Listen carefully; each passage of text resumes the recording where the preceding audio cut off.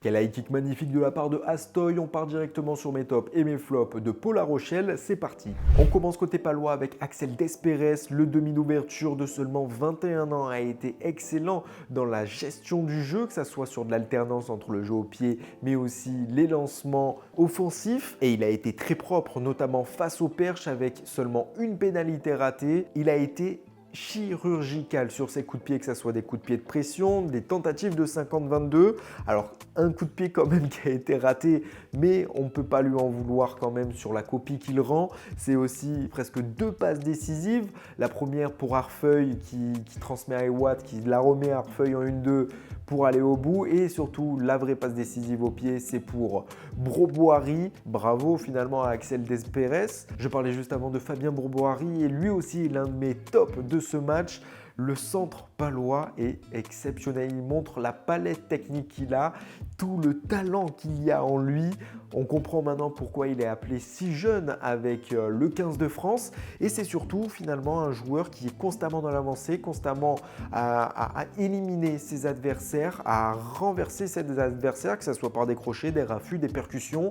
Défensivement, c'est aussi très solide. Ça ne va pas être un joueur qui va s'enlever, c'est même un joueur qui parfois va faire reculer défensivement, et il peut signer un doublé sur ce match, et c'est une copie très propre de la part de Fabien Broboiry. Côté Rochelais, mes tops ont joué seulement une mi-temps, mais ils ont été très très bons. Je parle évidemment de Touloulatou, le talonneur australien qui a été dans la touche. En tout cas, un joueur très important qui a réussi à éviter le bloc saut notamment de Hugo Radou, même s'il a eu une touche contrée de la part de ce dernier, mais il a réussi à bien lober le palois. Et c'est aussi dans le jeu qu'il a été présent offensivement avec des courses très intéressantes, de l'avancée, mais aussi des passes pivots pour Yaya West. Et défensivement, il est aussi très présent avec un grattage, des tentatives de grattage qui permettent de ralentir le jeu palois, et il a fait finalement ce qu'il a pu dans cette première mi-temps. Autre joueur mais qui est rentré en seconde mi-temps, c'est David Niniashvili, le Géorgien,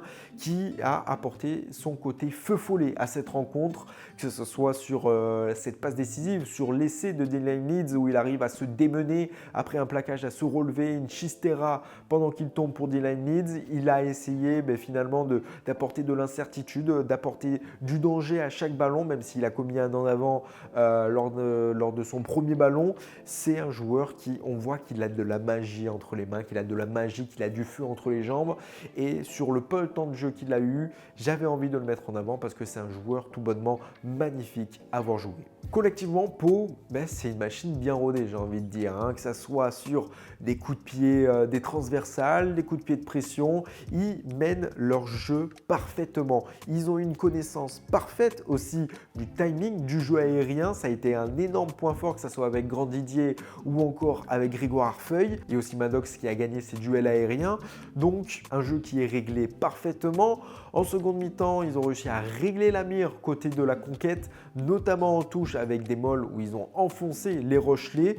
Et finalement, j'ai juste envie de dire bravo à ces Palois qui montrent que c'est une équipe très dangereuse qui va être à prendre au sérieux de plus en plus, notamment pour la course au titre. Et surtout avec une ligne de 3/4 exceptionnelle, bourrée de talent, surtout avec un âge très faible, que ce soit Arfeuil, Broboiry, Gailleton, Aaron Grandidier, je pense aussi à Théo Atisobé qui était en tribune puisqu'il est blessé. C'est une équipe remplie de talent et surtout qui ont du feu dans les jambes, qui ont de l'insouciance, et ça se voit, et nous, on se régale quand on les voit jouer. Côté de La Rochelle, comment ne pas parler quand même de leur caractère à ne rien lâcher, à ne pas baisser les armes, même à 14 contre 15 rapidement dans cette rencontre. Ça a été aussi une équipe qui a réussi à tenir, à être dans le coup, à être à 6, 1, 2, 3 points de Pau, surtout grâce à une très bonne défense qui a permis de couper rapidement les extérieurs, qui a empêché les Palois de mettre en place des lancements de jeu, d'aller chercher les extérieurs. C'était seulement par le pied ou par de longues sautées qu'ils ont réussi. Et voilà, ça a été une défense très solide qui craque en fin de match dû à de l'indiscipline. Mais c'est quand même une équipe avec du caractère qui a des ressources, qui a du talent évidemment dans ses rangs, mais finalement le score est plutôt logique. Mes tops sont terminés, on passe directement à mes flops. Côté palois, mes 2 flops sont dans le paquet avant. Malheureusement, Lexo Kolashvili a eu du mal dans cette rencontre, il a été pénalisé régulièrement, il n'a pas forcément énormément avancé et c'est surtout il a pris ce carton jaune dès le début à 10 minutes du début de la partie et en mêlée il a été quelques fois quand même pénalisé. Ça n'a pas été un match entièrement réussi de la part du Géorgien. Autre joueur qui est un semi-flop quand même, c'est Facundo Issa. Il a payé finalement un peu les pots cassés du carton jaune de Kolashvili en sortant pendant 10 minutes et à sa rentrée, ça a été très dur pour lui de se remettre dans le match. Ça a été 3 en avant consécutifs pour son retour sur la pelouse. En seconde mi-temps, ça a été quand même mieux, mais il n'a pas réussi à avancer. Défensivement, ça a été bon, notamment avec 2 grattages, dont un Salvateur proche de sa ligne, à 5 mètres de sa ligne, à la 56e minute. Mais ça n'a pas été le Facundo Issa qu'on connaît, rempli de puissance, rempli de détermination pour toujours avancer, plus gagner des mètres, grappiller des parcelles de terrain, si je peux dire.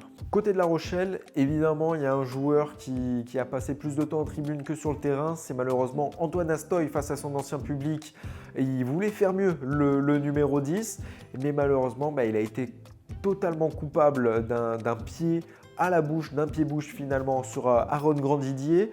Rien à redire sur ce carton rouge, très logique, un carton rouge mérité, c'est un point de contact direct à la mâchoire du Palois et il laisse pendant 80 minutes ses coéquipiers à 14 contre 15. Un 3/4 en moins, surtout contre une équipe comme la section paloise qui a du feu dans les jambes et surtout qui joue énormément au jeu au pied. Et bien finalement, on le sent à la fin que c'est beaucoup plus dur pour tout le monde et ça craque, évidemment. Autre flop, un autre numéro 10 qui prend également un carton rouge, comme quoi c'était un peu aligné sur ce match face à la section paloise, c'est évidemment Ronan O'Gara, le manager qui n'a pas réussi à garder son calme sur cette rencontre. Dès le début, on l'a vu qui pestait contre l'arbitre sur ce pied haut, sur ce carton rouge de Antoine Astoy. Et pendant tout le match, il a été rappelé à l'ordre. Pendant tout le match, il a continué à pester. C'est un carton rouge également pour lui. Les changements n'ont pas apporté finalement énormément de choses, si ce n'est David Niniashvili. Ça a été plutôt triste. Il avait demandé du caractère à ses joueurs. Ils l'ont montré, mais malheureusement, un peu trop de caractère de la part du manager qui l'a fait finalement être exclu. Point négatif collectif, côté palois, ça va être plutôt l'adaptation face à une équipe qui presse énormément en défense, qui fait une défense en rush finalement, qui va couper les extérieurs. C'est le manque d'adaptation du coup à ça, de ne pas pouvoir réaliser réellement ces lancements de jeu, ces prises à l'extérieur. Ça a été surtout par des coups de pied, par des grandes sautées comme je l'ai dit plus tôt. Donc voilà, ça serait le gros point noir de la part des Palois. Un peu d'indiscipline en première mi-temps, mais ça a été réglé.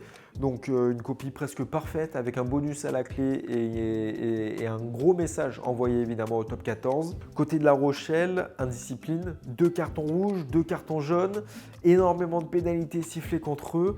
Ça a été un match en dehors du caractère et de l'envie mis, un match quand même plutôt mauvais, plutôt à oublier je pense pour La Rochelle. Dans le jeu, ils ont réussi à mettre un peu plus de jeu que les Palois, mais bien souvent dans le dernier geste, ça a été imprécis, ça a été de la maladresse, et ce qui fait que tu n'arrives pas à finir tes actions. Tu ne peux pas prendre le jeu à ton compte, le score à ton compte, et surtout quand tu es en infériorité numérique, tu laisses beaucoup plus de gaz et en fin de match, ça se ressent. Donc indiscipline, manque de lucidité, les plaquages commencent à être ratés, on commence à se faire enfoncer sur les molles, sur les groupés pénétrants. Et le score est tel qu'il est, plus de 50 points dans la besace, ça fait mal et il va falloir se remettre la tête à l'endroit pour le prochain match de La Rochelle. Si cette vidéo t'a plu, n'oublie pas de t'abonner, de liker, de commenter et de partager. Moi je te dis à la prochaine pour une prochaine vidéo.